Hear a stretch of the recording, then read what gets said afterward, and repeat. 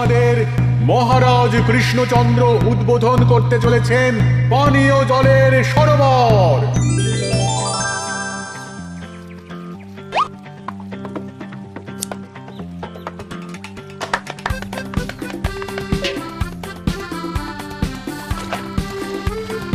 এই নাও রানী, আজ এই জলে রাজবাড়ির রান্না হবে। মহারাজ, আমরা সবাই চাই আপনি এই পানীয় জলের সরোবরের ব্যাপারে কিছু বলুন। কৃষ্ণনগরের মানুষের দীর্ঘদিনের ইচ্ছে আজ সফল হয়েছে। আমাদের রাজসভার সকল সভাসদদের জন্য এতদিন পরে একটা পানীয় জলের সরোবর হয়েছে। প্রত্যেক সপ্তাহে এই সরোবরে বিজ্ঞানীর বানানো রাসায়নিক মেশানো হবে, যাতে জলে কোনো রকম জীবাণু না থাকে। এই জল রান্নার কাজে ব্যবহার করা যাবে এবং পরিশুদ্ধ করে বা ফুটিয়ে পান করাও যাবে। আরে সবাই দাঁড়িয়ে আছো কেন? হাততালি দাও, হাততালি, হাততালি। এই হাততালি তোমাদের সকলের প্রাপ্য, কারণ তোমাদের প্রত্যেকের 2 মাসের বেতন তোমরা দান করেছো বলেই অর্থাভাব থাকা সত্ত্বেও এই সরোবর এত তাড়াতাড়ি বানানো সম্ভব হয়েছে। এছাড়াও নিজেরা মাটি কাটা থেকে শুরু করে সকল কাজে সহযোগিতা করেছো, এটাও অনেক বড় ব্যাপার। আবার হাততালি। মহারাজ, এই আনন্দে কি খাওয়া দাওয়া হচ্ছে? খাওয়া বিশ্রাম সব হবে। আমি আর রানী একটু সমুদ্রে ঘুরতে যাব, তাই আগামীকাল থেকে 1 সপ্তাহ রাজসভা ছুটি। তোমরা নিজেদের মতন আনন্দ করো, বিশ্রাম নাও। টানা 1 সপ্তাহ ছুটি? হ্যাঁ, টানা 1 সপ্তাহ। কি আনন্দ! এবার হাত পা ছড়িয়ে শুধু আয়েশ করব। আমিও এই কদিন অনেক ধকল গেল। এটা চাই ওটা চাই, তারপর সব মালপত্র বওয়া, মাটি স্থানান্তরিত করা, সব কাজ করেছি। এবার বিশ্রামটা চাই। কি বলো গোপাল? হ্যাঁ, ঠিক বলেছো সেনাপতি। তবে আমি আমার ব্যায়ামটা কিন্তু চালিয়ে যাব। সে চালাও, শরীরটা ধরে রাখতে হবে তো।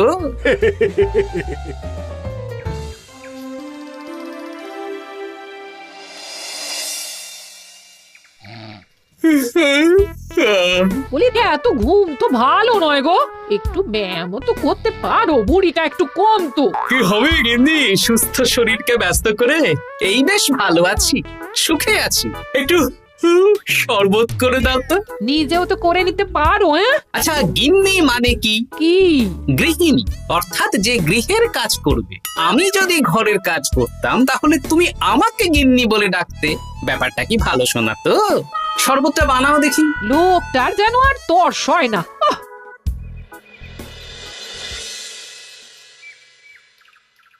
এই 137, হ্যাঁ 138, হ্যাঁ 139, হ্যাঁ 140। গিন্নি, কোথায় গেলে? কি হলো? তোমাকে সেই কখন বলেছি ডিম সেদ্ধ করে দিতে, করেছো? আরে বাবা, সকালে জামা কাপড়গুলো কেচেছিলাম, এখন ভাঁজ করে গুছিয়ে রাখছি। ওসব সেদ্ধ পরে হবে। পরে হলে চলবে না, ওটাই আমার নিয়ম। উঠবোস করে 4টে ডিম সেদ্ধ আর মুগুর ভেজে 4টে কাঁঠালি কলা। নিজে সেদ্ধ করে নাও, আমি পারলাম না। তুমি যে কাজটা করছো সেটা রেখে আমার ডিমটা আগে সেদ্ধ কর। আমি 250টা উঠবোস শেষ করেই খাবো। 141, হ্যাঁ 142।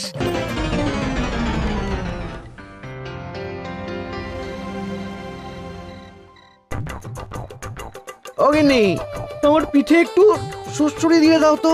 আমি এখন সন্ধে দেব, ওসব সুড়সুড়ি টুসুড়ি দিতে পারবো না বাপু। তুমি তুলতুলে হাতে সুড়সুড়ি দিলে ঘুমটা তাড়াতাড়ি চলে আসবে।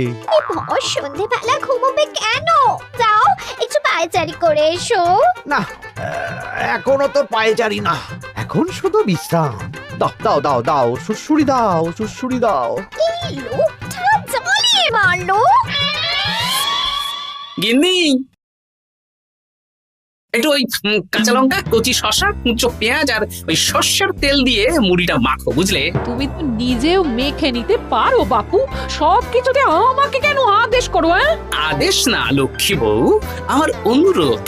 তোমার মতন মুড়ি কি আমি মাখতে পারি? না না না, মেখে ফেলো দেখি, মেখে ফেলো, মেখে ফেলো। একটা কাজ নিজের হাতে করবে না। ওহ, কি জ্বালাতন রে বাবা।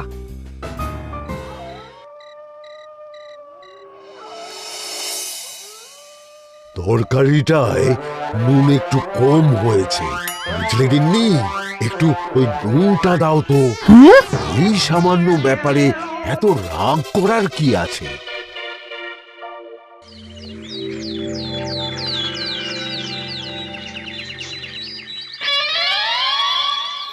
এই একটু জল ভরে নিয়ে যাব, একটু শান্তিতে রান্না করব তার জো নেই।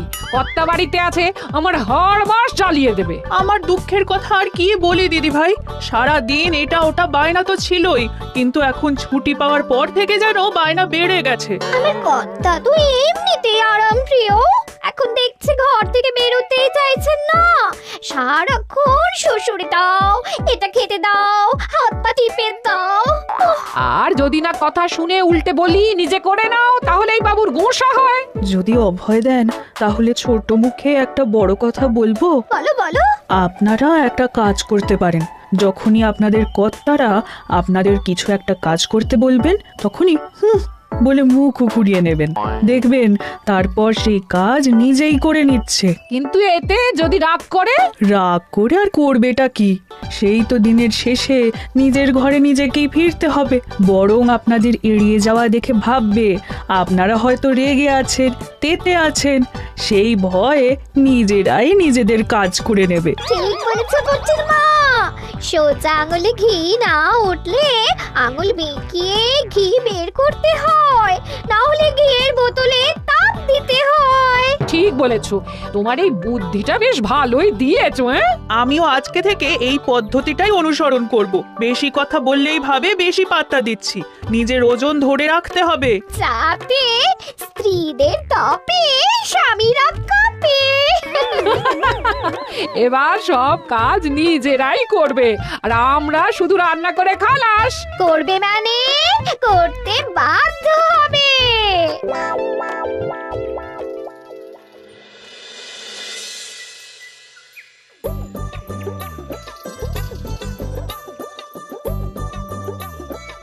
কই গো গিন্নি, বাজারের থলেটা ধরো। উফ, বাবারে বাবা, কি গরম, চাবিটা ফেটে গেল গো। কই গো, নিয়ে যাও। যাব বাবা, কিন্তু কথাই শোনে না। আরে বাবা, আমি কখন থেকে হাঁকছি বাজারের থলেটা নিয়ে যাও, কোনো কথা কানেই তোলো না। এই নাও, দেখো তোমার পছন্দ মতন কই মাছ এনেছি, আজকে তেল কই রেঁধো কেমন। ওর কি, আমি স্নানে গেলাম, ভালো করে কষিয়ে রান্না কর, হ্যাঁ, দুপুরে পেট ভরে খাবো। হ্যাঁ, এই তোমায় কি হুহু রোগে পেয়েছে নাকি? হ্যাঁ, যাই বলি তাতেই একটাই উত্তর, হুহু। কি মন্ত্রী মশাই, অনেক দিন হয়ে গেল আমাদের হাতে কোনো কাজ নেই। এখন কি আর গোপালের পেছনে লাগবেন না নাকি? দূর, অনেক তো পিছনে লাগলাম, কিন্তু ফলের ফল তো কিচ্ছু হলো না, উল্টে আমার বদনাম হলো আর তোরাও ফেসে গেলি। তাই আর না। তাহলে এখন কি হাত গুটিয়ে বসে থাকবেন? এখন সুস্থ শরীর ব্যস্ত করতে চাইছি না, বুঝলি? পুজো ছাড়া তো সেইভাবে বড় ছুটি পাই না, কিন্তু অনেক বছর পর এক সপ্তাহ টানা ছুটি পেয়েছি, তাই এই ছুটিটা খেয়ে দিয়ে আয়েশ করে উপভোগ করতে চাই। বাহ, বেশ টাটকা ফল এনেছেন তো। খাবি? আপনি খাওয়ালে আমরা আবার না করতে পারি নাকি? দাঁড়া, তোদের গিন্নিমাকে বলছি কেটে দিতে। কই গো, শুনছো? কই গো? গিন্নিমা তো কোনো সাড়াই দিল না, তাই তো দেখছি। দাঁড়া, আমি রান্নাঘরে গিয়ে বলে আসি।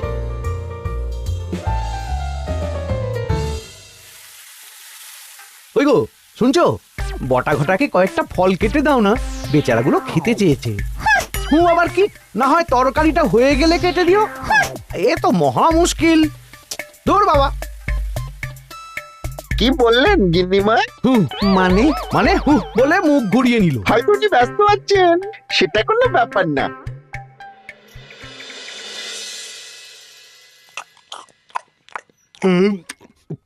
সত্যি তোমার হাতের রান্নায় জাদু আছে। হ্যাঁ, বাহ বাহ। কি হলো গো? হ্যাঁ, সকাল থেকে মুখে কুলু পেটে বসে আছো কেন? তোমার কি কিছু হয়েছে? ওই দেখো আবার হু হু করে। দাও দেখি, আর একটু ভাত দাও। কি গো, ভাত দেবে না? আরে বাবা, তোমার কি রাগ বা অভিমান কিছু হয়েছে? এ তো দেখি কিছুই বলে না। এবার বুঝো ঠেলা, শুধু রান্নাটা করব, আর কোনো কিছু করতে বললেই বলে এড়িয়ে যাব। বাধ্য হয়ে নিজেই কাজ করে নেবে। দেখি আজ তেল কইটা কেমন হয়েছে? আহা, এই তুমিও খেতে বসে পড়ো গিন্নি। বাহ, দারুণ হয়েছে গিন্নি। একটু এই ঝাল হয়েছে, কিন্তু ভালো লাগে বুঝলে। কি গো, আমি তো একাই বোকার মতন কথা বলে যাচ্ছি। এই তোমার কি হয়েছে বলো তো?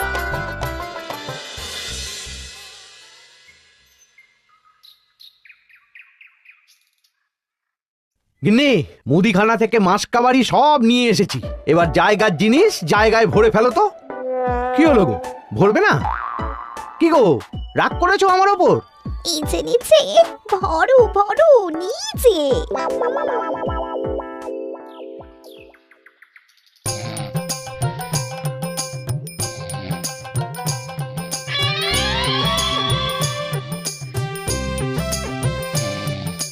এ কি গো গিন্নি, দুপুরের এঁটো থালা, বাটি, হাঁড়ি, কড়াই সবই তো শুকিয়ে কাঠ। এগুলো মাজবে কখন? আরে, এই কি শুরু করেছো বলো তো? শুধু হু হু করে যাচ্ছ। কিছু জিজ্ঞেস করলে হয় চুপ করে আছো, নয়তো হু হু বলছো। বাসনগুলো মাজবে না? হ্যাঁ, রাতে রান্না বান্না করবে না নাকি? আরে, এ তো আজব ব্যাপার।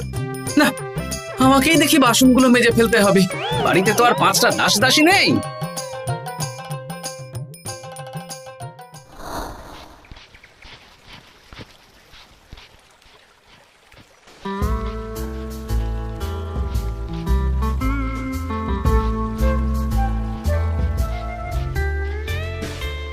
কি দাদু, তুমি বাসন মাজছো? কি আর করবো, তোদের দিদার রোগ হয়েছে। কি রোগ হয়েছে দাদু? হুহু রোগ হয়েছে, হুহু রোগ। সেটা আবার কি? আমি কিছু জিজ্ঞেস করলেই হয় চুপ করে আছে, নয়তো হু হু করছে।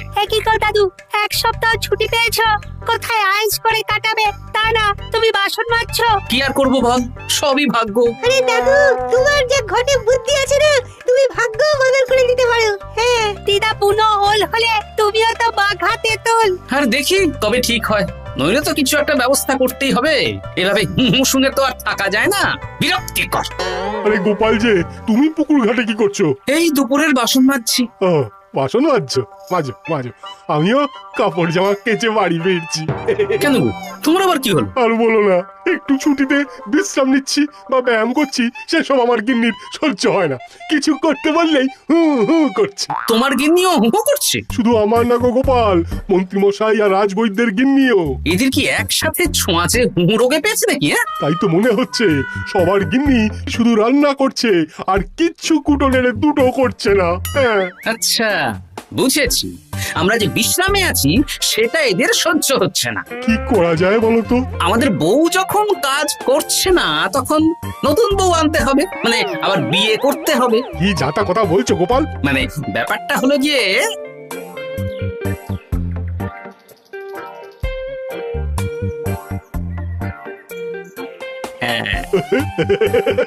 দারুণ বুদ্ধি। তুমি এক কাজ করো, মন্ত্রী মশাই আর রাজবৈদ্যকে এই বুদ্ধির ব্যাপারটা জানিয়ে দাও। আর কাল বিকেল বেলা থেকে আমাদেরও হু হু রোগ শুরু হবে, কেমন? বেশ বেশ।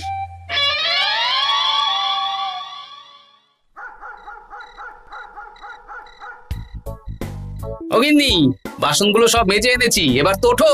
রাতে রান্না করবে তো? এই তো ওষুধে কাজ দিয়েছে।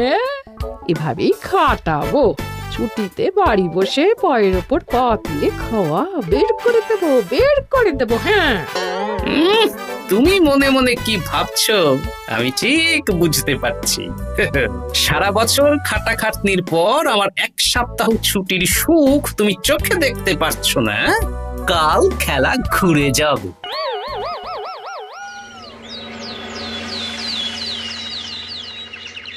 আজ থেকে আমার আর কোনো উপকার তোমাকে করতে হবে না গিন্নি, আমি নিজের ব্যবস্থা নিজেই করে নেব। হ্যাঁ, মানুষটা সেজে গুজে গেল কোথায়? হ্যাঁ, চললাম। কোথায় যাচ্ছি? গলায় মালা, এত সাজগোজ, কি ব্যাপার? বাবারে বাবা, আতরের গন্ধে ঘরটা ম ম করছে। এলাম।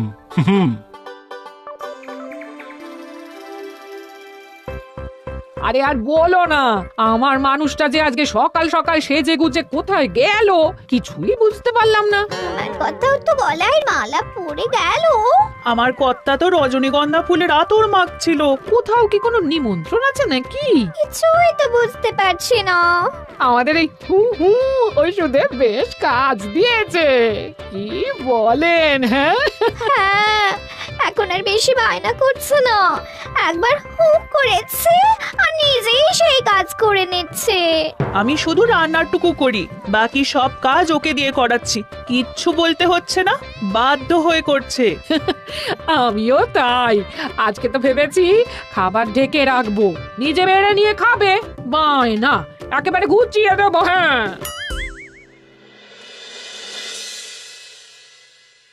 সকাল থেকে সন্ধে হয়ে গেল, বাড়িতে এখনো এলো না। মানুষটা কোথায় গেল রে বাবা? এসো এসো নতুন গিন্নি, এসো। আজ থেকে তুমিও এই সুখের সংসারের সমান অংশীদার। এই এই এই এই এইটা কে? হ্যাঁ? তুমি একটু ওপর পরে এসেছো কেন? হ্যাঁ, নতুন গিন্নি, তুমি আমার পুরনো গিন্নির কথায় বেশি কান দিও না। আমি যা বলবো তাই শুনবে। তুমি আমার জন্য রান্না বান্না করে দেবে তো? আমি একটু একটু বায়না করব, সব শুনবে তো? তুমি বিয়ে করেছো? ও মা গো, আমার কি সর্বনাশ হলো গো।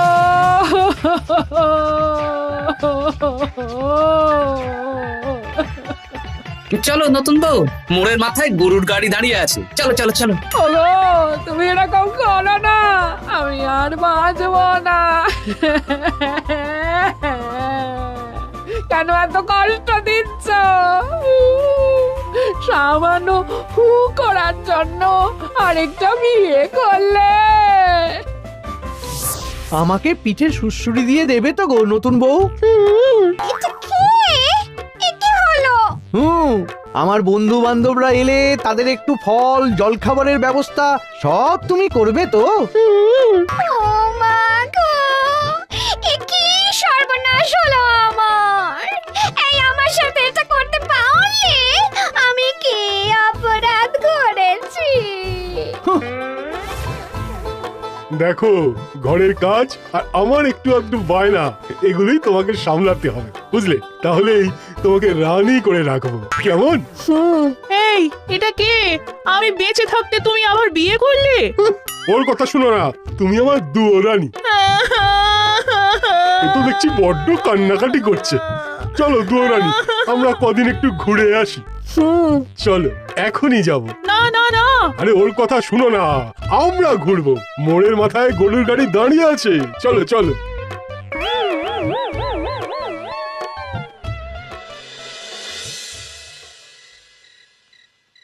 এখন আবার ঘুরতে যাচ্ছ? কি আর করবো বলো, আমরা সামান্য এক সপ্তাহ ছুটি পেলাম, ভাবলাম একটু আয়েশ করে থাকবো, কিন্তু তোমাদের সেই সুখ সইল না, তাই। আমি মানছি আমি ভুল করেছি, তা বলে তুমি আরেকটা বিয়ে করে নেবে? ওকে মালা পরানোর সময় তোমার বুকটা একটু কাঁপলো না? আমার মুখটা মনে পড়লো না? এটা তুমি কেন করলে? আমাকে একটু বুঝিয়ে বলতে আমি আবার আগের মতো তোমার ছোট ছোট বায়নাগুলো পূরণ করে দিতাম।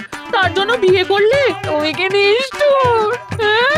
তোমরা সবাই নিষ্ঠুর। নিজেদের একটা স্ত্রী থাকতে আবার দ্বিতীয় বিয়ে। কি আর করবো, স্বামীর সামান্য আবদার স্ত্রী না রাখলে তো কোনো সংসারই সুখের সংসার হতে পারে না। অগত্যা এখন তোমরা যদি কথা দাও যে আগের মতন আমাদের ছোট ছোট বায়নাগুলো সামলাবে, তাহলে নতুন বউকে ওদের বাড়ি পাঠিয়ে দেব, আর আবার আমাদের পুরনো সংসার, সুখের সংসার ফিরে আসবে। সত্যি? হ্যাঁ, বেশ কথা দিলাম। দাও দাও মুখ পুরীকে বাড়ি পাঠিয়ে। মুখ পুড়ি নয়, পোড়া। এই যে সভাকবি, ঘোমটাটা তোলো তো। ঘটা, ঘুমটা তোল। ঘটা, ভোলা, তার মানে তোমরা কেউ বিয়ে করোনি? না, তোমাদেরকে পথে আনার জন্য একটা ছোট্ট বিয়ের অভিনয় করলাম। আচ্ছা, এবার তো অভিনয় বুঝে গেলাম। এবার যদি তোমাদের বায়না না রাখি, তাহলে সত্যি সত্যি আমাদের বিয়ে করতে হবে। নয় হ্যাঁ